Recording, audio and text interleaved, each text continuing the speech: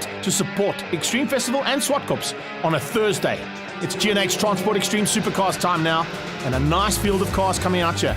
Approximately 35 million rands worth of motor cars about to go and do battle on the black stuff. A welcome return to Jonathan Schenkman and a new man to the series in the Extra Shoes BMW, Adrian Dalton.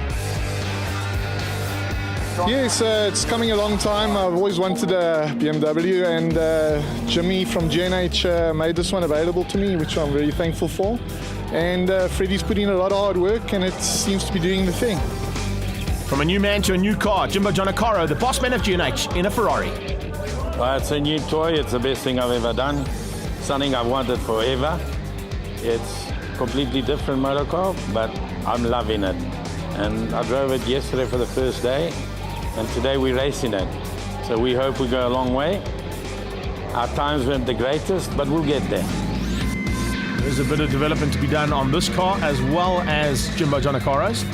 Development doesn't have to happen too much at the front end of this field though, although there is some new colours out there as well, with Pirelli getting on board with Charles Oranges and the Stradale Motorsport team. Headed down into turn one, the Lambo gets the drop ahead of the Trans-Africa Racing Ferrari of Jonathan du Toit.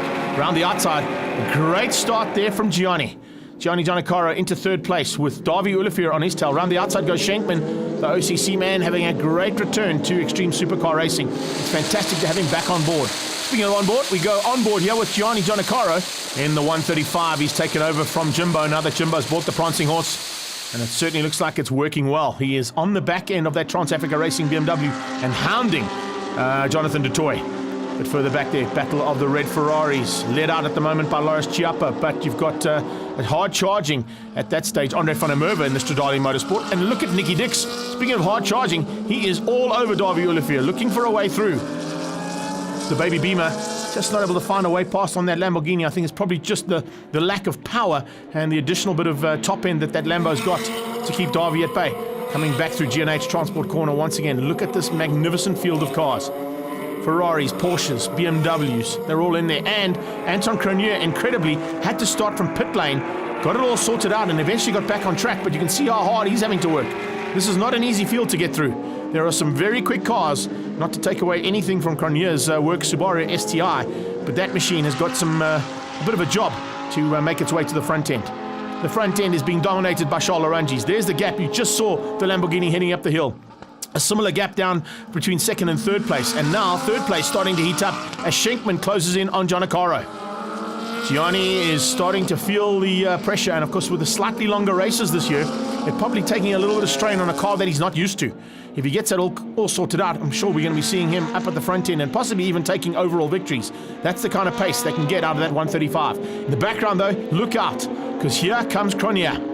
If he gets that all sorted out, we're going to be seeing that work Subaru get through on all four of these cars. Because remember, that is an A-plus car and can certainly get through without any issues.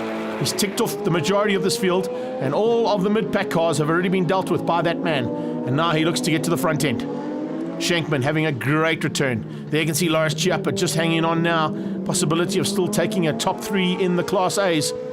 Jimbo Giannacaro loving life in the 430. That is a magnificent looking machine, and really great to have another one of those on the track. I believe there's a couple more coming along for the ride soon.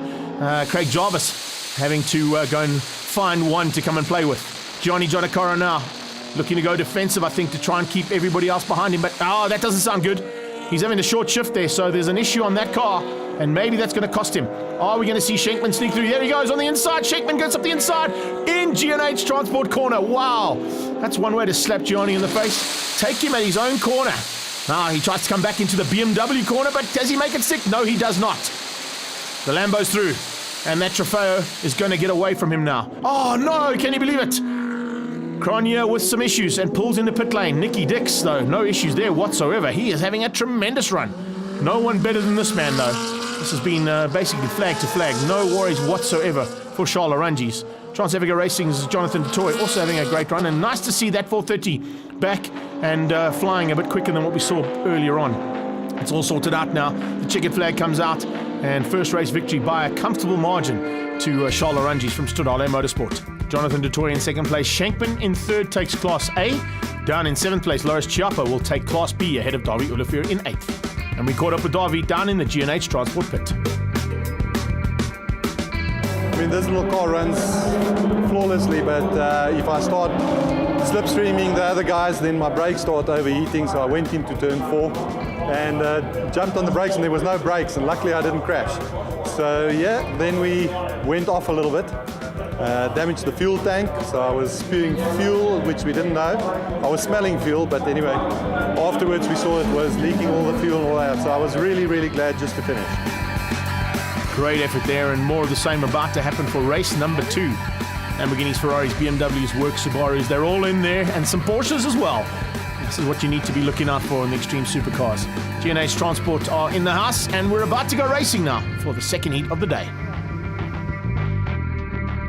Rolling start, and it's up to the Stradale Motorsport Lamborghini to dictate the pace. We're on board with Shankman in the second of those Lambos. Lights go out and we go racing. Drop the hammer time. Oh, Tato Carrello getting a much better start there, trying to put the pressure early on to Jonathan du Toit as they go around the outside. No, he just comes across and cuts the nose off on the BMW. Hard braking into an X-Con corner now, and Shankman under pressure from Gianni Giannaccaro, the baby beamer on his tail. It is a welcome return for Darren Winterberg. He was in the first race, but of course he got to start just like Tato did, and of course Anton Cronier from pit lane. But he's back in the race now and should be able to get to the front end if that car is sorted. The Fast Performance guys have done an incredible job on those cars. Unfortunately, just didn't caught napping in the race 1 where they didn't get them out in time. They're out in time now, and you can see just how much better Carrello can go if he doesn't have to worry about traffic. Hard braking on the inside, Gianni Giannaccaro keeping out the Lambo, and Nicky Dix also just dived up the inside as well, sneaking through and finding a way. Can he get past? Yes, he can. Darren Winterberg being dropped down 1 position, so the man from Bulawayo has got some work to do now to get back at that Porsche. Back through G&H Transport, and here they come down in absolute awe of these cars as they come flying through here. It's great to see such a big field of cars and such an array of vehicles fighting hard. Extreme Supercars getting bigger and better every single time they go racing. Nice braking there from the Lambo, trying to keep the rest out, and it doesn't look like Jonathan du Toit's got an answer. Oliver Delay ahead of Loris Chiappa. That's the mid-pack battle, and of course that's a Class B competitor taking on Class C competitors. Adrian Dalton just behind them. Much better and much improved drive there out of Dalton in the Class B extra shoes BMW. And if he can find a way through on Loris Chiappa, there's a possibility he could even steal his first victory on his second time of asking. That would be really great to see. Pirelli Lamborghini from Stradale Motorsport getting away from the rest of the field. No answer from du Toit, no answer from Tato. Those three evenly matched at the front. In fact, an almost even Steven styled gap there between those top 3 cars. The A+ category is basically in this man's hands, and he's a difficult man to beat.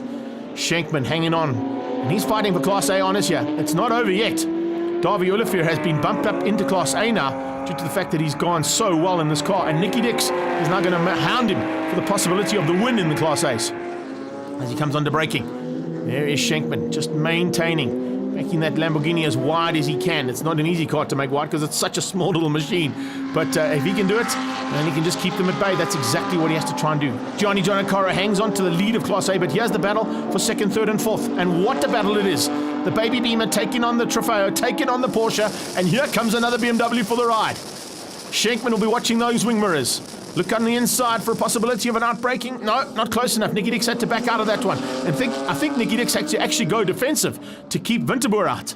So 2 BMs, a Porsche and a Lambo fighting. Oh, a little bit of damage there on that machine, and I think Adrian Dalton might have just run over the curbs and tucked the front of that BMW underneath the car, all on his own sim. That's a bit of a pity though. It is going to affect the drive of the car, and he's probably going to lose out here. Loris Chiappa will be looking to try and maintain that Class B lead, but if Dalton drives like he normally does, he won't worry about the damage at the front end. This is a great car to see back in action as well. The 360 Ferrari there of Marc du Toit, and he of course is fighting for honours in Class C, along with Jimmy Giannaccaro, Andre van der Merwe in a similar 360 challenge car. Now, as they come down to the checkered flag, it's a double victory for Charles Orangis. Has anybody got what it takes to beat this man? We go down to East London for the next round, and I think Jonathan du Toit and Tato Carrello will have something special up their sleeves. Great job from Gianni Giannaccaro to win Class A, and down in 8th place, Dalton takes Class B. We caught up with Gianni down in the G&H Transport pit to find out how this race had gone. I've got a little bit of a secret on the steering wheel. So I actually had a blinder of a start, and I managed to go from 7th to 4th in 1 corner. So yeah, I was pretty chuffed with that. New car was running very well today. My team have given me a fantastic machine. You know, Cole from Ultimate Machines, Adam, Johan, they've worked wonders on my car. I'm just happy to finish.